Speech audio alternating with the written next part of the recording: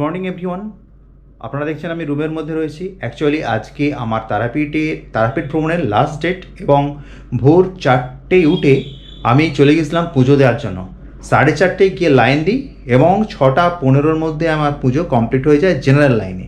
তো আমি সকলকে অনুরোধ করব, যারা পুজো দিতে চাইবেন এবং স্পেশাল ক্যাটাগরি যেটা 500 টাকা আছে, সেটা মানে ভিআইপি গ্রুপ, সেটাকে এড়িয়ে যেতে চাইবেন, আপনারা একদম ভোরে গিয়ে লাইন দিন। একদম 4টে নাগাদ লাইন দিন, আপনাদের কিন্তু পুজো খুব তাড়াতাড়ি হয়ে যাবে। আমার 6:15-র মধ্যে পুজো কমপ্লিট এবং মন্দিরও যথেষ্ট ফাঁকা ছিল। আর যে পান্ডার কাছ থেকে আমি পুজো করিয়েছি, যে দোকানের কাছ থেকে, খুবই ভালো পান্ডা দাদা, খুবই ভালো ছিল। এবং কোথায় কি বেশি টাকাপত্র দিতে হয়, সেগুলো না দিলেও চলবে, এগুলো সমস্ত কিছু জানিয়ে দিয়েছে, সমস্ত সমস্যাগুলো বুঝিয়ে দিয়েছিল এবং তাতে আমার পুজো দেওয়ার খুব সুবিধা হয়েছে। আর যে দোকান থেকে আমি পুজোটা দিয়েছি, সেখান থেকেই এই পান্ডা দাদার লিঙ্ক আছে। তো আমি সমস্ত কিছু ওই দোকান এবং তার সমস্ত কিছু যে ইনফরমেশানগুলো আছে, সেগুলো আমি আমার ভিডিওতে ডেসক্রিপশন বক্সে দিয়ে দিচ্ছি। আপনারা কিন্তু এখান থেকে পুজো করাতে পারেন। আর আমার পূজা হয়ে গেছে। পূজা দেওয়ার পরে এই দেখুন, যেগুলো আমি বাড়ি নিয়ে যাব, পূজার জিনিসপত্র মানে আমাকে দেওয়া হয়েছে মন্দির থেকে, তো সেগুলো আমি নিয়ে যাব। এবং এগুলো হচ্ছে পূজার জিনিসপত্র, অত্যন্ত পবিত্র জিনিস, মা তারার পূজার জিনিস। আজকে আমার তারাপীঠে লাস্ট দিন, মানে আজকে আমি চলে যাব। তো যাওয়ার দিনে এই মর্নিংয়ে আপনাদেরকে আমি যে রুমটা নিয়েছি তার একটু রিভিউটা দিয়ে দিই এবং এই দামের সঙ্গে কতটা সামঞ্জস্যপূর্ণ, এখানকার মানুষজনের আতিথেয়তা কেমন, এগুলো একটু বলি আপনাদের। প্রথম রুমটা দেখুন, এটা হলো রুমের মেন দরওয়াজা। আর টিভি আছে, যদিও আমার টিভির প্রয়োজন নেই, আমি একবারও টিভি অন করিনি। এসি রয়েছে, খুব সুন্দর একটা সিলিং ডেকোরেশন রয়েছে। যেটা সবথেকে বেশি ভালো লাগলো, আমি ভাড়াটা বলছি, এই ভাড়ার মধ্যে এসি, খুব সুন্দর ঘরের ডেকোরেশন এবং ঘরের যে ওয়ালের যে কালার, সেটা যথেষ্ট ভালো, সিনথেটিক কালার, খুব সুন্দর। আর যে হোটেলটায় রয়েছি, এই হোটেলটার নাম হচ্ছে নয়নতারা। এর সমস্ত কিছু ইনফরমেশান, ফোন নাম্বার বা কীভাবে বুক করবেন, সব আমি এই ভিডিও ডিসক্রিপশন বক্সে দিয়ে দিচ্ছি। চলুন এবার বাথরুমটা একটু দেখাই। এটা হলো বাথরুমের দরজা। বাথরুমে ঢুকেই সামনে একটা বড় আয়না আছে, মিররটা খুবই ভালো, বেসিন রয়েছে হাত ধোয়ার জন্য, মুখ ধোয়ার জন্য। আচ্ছা, এটা হচ্ছে কমোড প্যান রয়েছে, এটা খুবই সুবিধাজনক।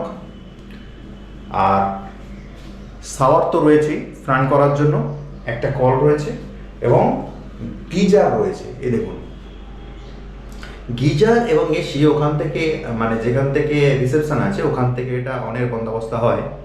তো যখন শীতকাল তখন ওটাকে অন করে দেওয়া হয়, আর যখন গ্রীষ্মকাল হিসেবে আপনি এসি রুম নেবেন তখন এই এসিকে অন করা হয়। এই রুমের ভাড়া, এই রুমটার ভাড়া, রুম মোটামুটি দুজনের জন্য একদম ঠিকঠাক। আমি একা রয়েছি, দুজনের জন্য এই রুমটা একদম ঠিকঠাক। আচ্ছা, এছাড়াও এই ঘরটার মধ্যে রয়েছে, দরজা থেকে প্রবেশ করেই সামনে একটা জানালা রয়েছে। ঠিক আছে, এটা স্লাইডিং জানালা, জানালা রয়েছে, পর্দা দেয়া। আর একটা বড় সাইজের বেড আছে, দেখুন একটা বড় সাইজের বেড, তার সঙ্গে 3টে পিলো আর একটা কম্বল দেয়া আছে এসির জন্য। একটা টেবিল আছে, ওটা টিভির নিচে রাখা রয়েছে, টেবিল আছে আর দুটো চেয়ার আছে। মোটামুটি আপনারা যদি কেউ দুজনে আসেন, তার জন্য একদম ঠিকঠাক, এটা আমি বলে দিলাম আপনাদেরকে। তো এই রুমের ভাড়া মাত্র 800 টাকা। এবং আমি যখন এসছিলাম সেমি সিজন, মানে হচ্ছে লক্ষ্মী পুজোর টাইম, প্রচুর ভিড় ছিল, অনেক রুম, একদম সিজন না সেরকম ব্যাপারটা না, অনেক মানুষজন ছিল, খুব ক্রাউডিং ছিল তারাপীঠে। তো সেই সিজনে এই রুমটার ভাড়া হচ্ছে 800 টাকা উইথ এসি। আমি দুদিনের জন্য ভাড়া করেছিলাম, আপনারা তো জানেন আমি দুদিন এখানে আছি। তো এটা খুবই ভালো, প্রাইসের সঙ্গে একদম সামঞ্জস্যপূর্ণ, একদম ঠিকঠাক। 2 নাম্বার হচ্ছে এখানকার যে মানুষজন আছে রিসেপশন বা এখানে যারা কাজ করেন, আতিথেয়তা যথেষ্ট ভালো এবং সুন্দর। আর 3 নাম্বার হচ্ছে এই যে হোটেল নিচে আছে খাবার হোটেল, মানে আপনি উপরে থাকবেন এবং যখন খাবার প্রয়োজন হবে নিচের হোটেল ইউজ করতে পারেন, কোনো অসুবিধা নেই। ওখানে জল খাবার সমস্ত কিছু পেয়ে যাবেন একসঙ্গে, ফুডিং এবং লজিং, একদম গুড কোয়ালিটির হোটেল। আর একটা জিনিস তারাপীঠে আমি স্পেশালভাবে আপনাদেরকে জানিয়ে দিচ্ছি, তারাপীঠ যখন আসবেন কখনো একজন আসবেন না, নট এ সিঙ্গেল পারসন কোনো হোটেল অ্যালাউ করে না। কোনো স্পেশাল কারণে মানে ওদের রিস্ক নিয়ে আমাকে অ্যালাউ করেছে, ওদের রিস্ক নিয়ে, মানে এটা কিন্তু হোটেলের নিজস্ব রিস্ক, অ্যাডমিনিস্ট্রেশনের কাছে ওদের রিস্ক আছে এবং ওদের রিস্ক নিয়ে আমাকে অ্যালাউ করেছে, কোনো স্পেশাল কারণে এটা বললাম। আর আপনারা কিন্তু একা আসবেন না, not a single person, minimum 2 জন আসবে, হাজব্যান্ড ওয়াইফ আসতে পারেন, অথবা আপনাদের সন্ততিদের নিয়ে আসতে পারেন, বন্ধু বান্ধব কেউ নিয়ে আসতে পারেন, কিন্তু কখনোই একা আসবেন না, তাহলে ঘর পেতে খুব অসুবিধা হবে। শুধু তাই নয়, আর আমি যখন আসছিলাম রামপুরহাটে, ওখানে যখন যে অটো আছে, অটো বুকিংয়ের টাইমেও সমস্যা হচ্ছিলো, মানে আমাকে নিতেই চাইছিল না, আমি একা বলে অনেকক্ষণ ওয়েট করার পরে আর একজন সিঙ্গেল পারসন আসার পরে কিন্তু আমি অ্যালাউ হয়েছি। তো এই ব্যাপারগুলো একটু মাথায় রাখবেন। আর আইডেন্টিটি কার্ড, ভোটার কার্ড, আধার কার্ড, ড্রাইভিং লাইসেন্স এগুলো অবশ্যই হাতের কাছে রাখবেন, যে কোনো টাইমের জন্য এটা প্রয়োজন হতে পারে। একটি সুন্দর স্নিগ্ধ সকাল, সোনালি উজ্জ্বল রোদ্দুরে ঝকমক করছে সবুজ বৃক্ষরাজি, মাথার ওপর নীল আকাশে সরুতে পেঁজা তুলোর মতো মেঘের আবির্ভাব, কাশফুলে হালকা দোলা দিয়ে বয়ে চলেছে মৃদুমন্দ শীতল বাতাস, তার পাশেই বয়ে চলেছে পরিপূর্ণ শান্ত উত্তরবাহিনী নদী দ্বারকা। ঝাড়খণ্ডের সাঁওতাল পরগনা বিভাগ থেকে উৎপন্ন হয়ে মোহাম্মদবাজারের কাছে প্রবেশ করেছে পশ্চিমবঙ্গে।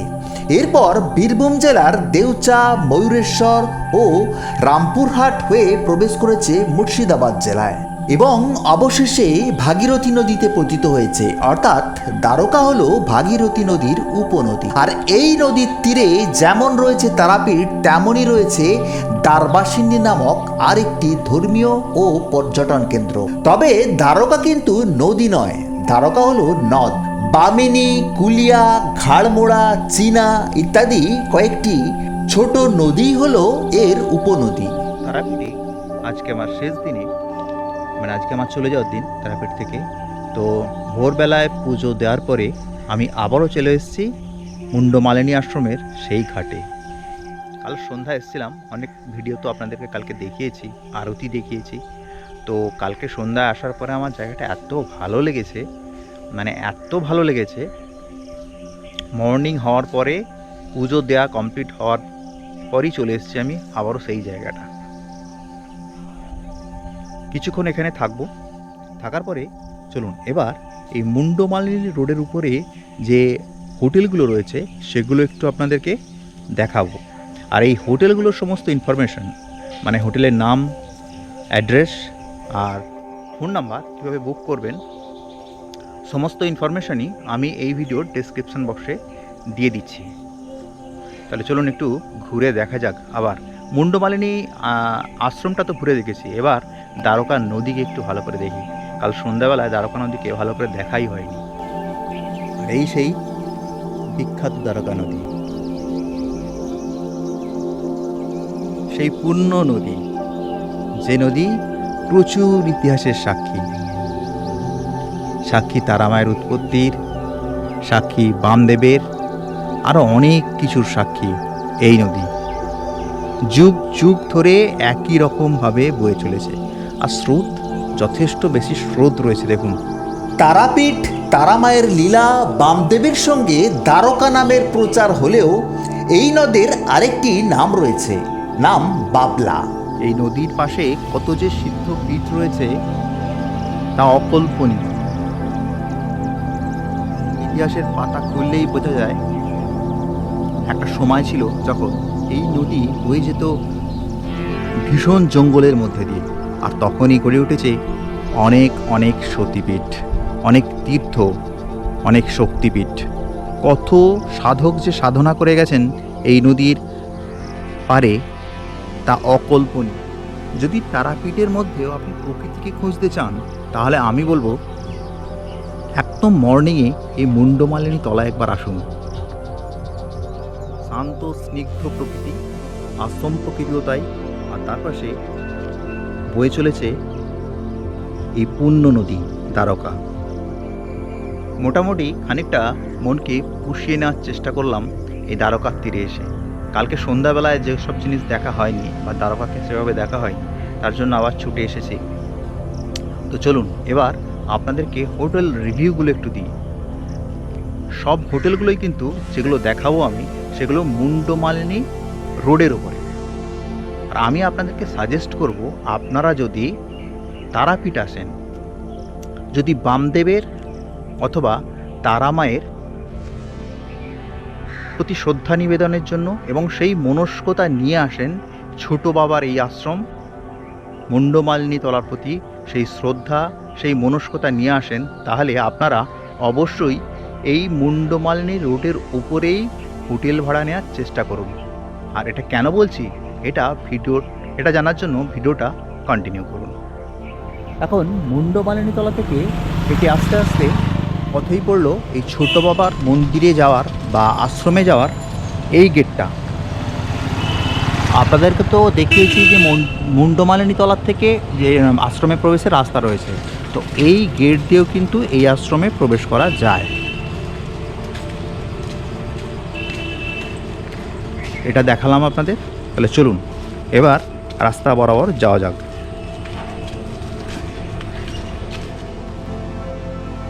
এখন আমি চলেছি মুন্ডমালি রোডের ওপর দিয়ে তারাপীঠ মন্দিরের দিকে। এই রাস্তার পাশেই রয়েছে ভারত সেবাশ্রম আর প্রচুর হোটেল। ভারত সেবাশ্রম সহ এই রাস্তার উভয় পাশে অবস্থিত প্রায় সকল হোটেলের নাম, ফোন নাম্বার পাওয়ার জন্য অবশ্যই এই ভিডিওর ডেসক্রিপশন বক্স দেখুন। তারাপীঠ মন্দিরের রাস্তার ভিড়ভাট্টা, বিভিন্ন শব্দ কোলাহল এড়িয়ে যদি আপনি কিছুটা স্বস্তির জায়গায় থাকার পরিকল্পনা করেন, তাহলে আমার মতে আপনারা হোটেল খুঁজে নিন মুন্ডমালি রোডের ওপর হোটেলগুলির মধ্যে থেকেই। উপরই পাওনা হিসাবে পাবেন খাবার হোটেল, বাজার, ভাড়ার জন্য টোটো, অটো, মুন্ডমালিনী আশ্রম এবং ভারত সেবাশ্রমের সান্নিধ্য।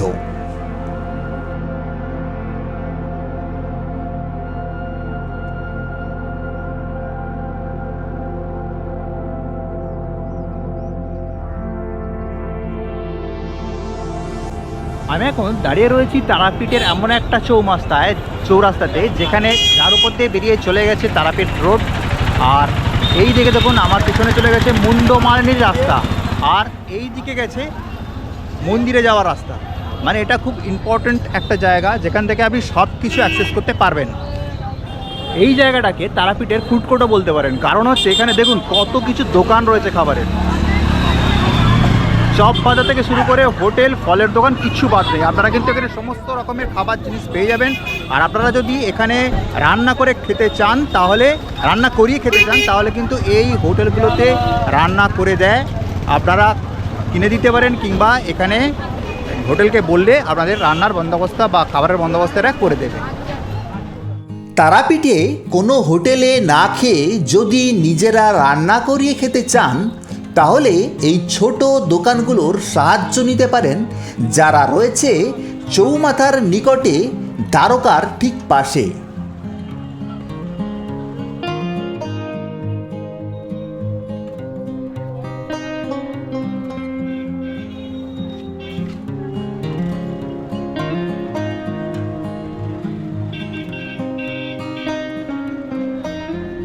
এই গলিটার মধ্যে দেখুন, এখানেও খাবার প্রচুর দোকান রয়েছে, পাশে অনেক হোটেলও রয়েছে।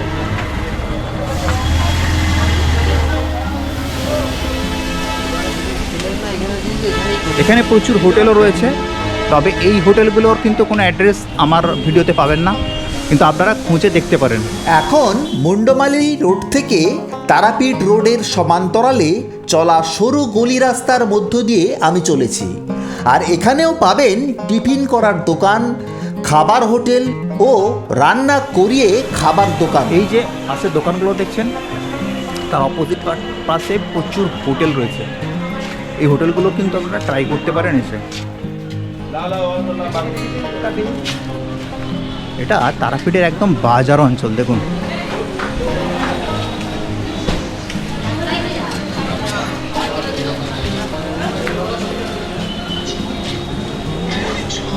এটা একদম বাজার অঞ্চল। এই সব অঞ্চলের যে দোকানগুলো দেখতে পাচ্ছেন সেগুলোতে আপনারা রান্না করিয়েও খেতে পারেন।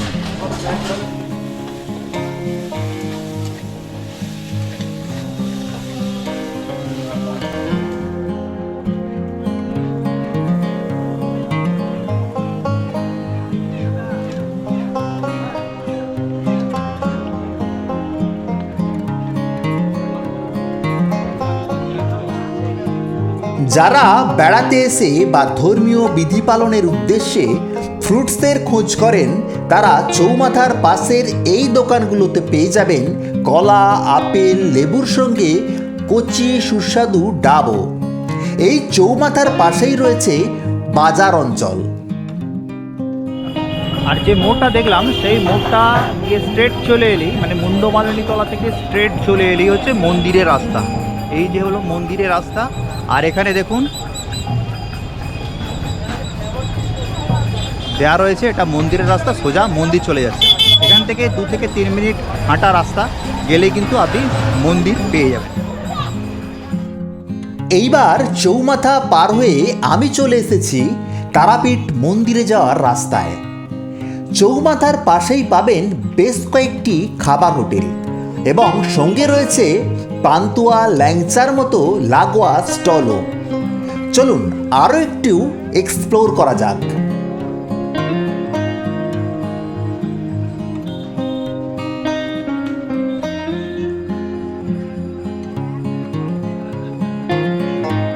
এখন যে হোটেলে চলে এসেছি সেখানে তৈরি হচ্ছে গরমাগরম ধোসা।